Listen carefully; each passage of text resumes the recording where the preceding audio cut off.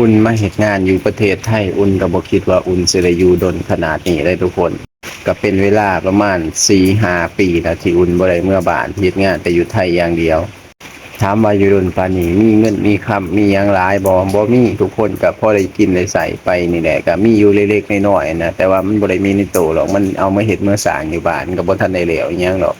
มาเทื่อนี้ถือว่ามาดนแล้วก็ดนแฮงดีทุกคนคิดว่าสิมาดนขนาดนี้มันอยากเมื่ออยู่ได้บ่แม่นเราบ่อยากเมื่อทุกคน แต่พอเก็บเงินสิเมื่อบานอีดีเดี๋ยวมันก็มีแต่แนวมีแต่ปัญหามากัดมากวงเฮาจักมันเป็นเอียงกับบ่ฮู้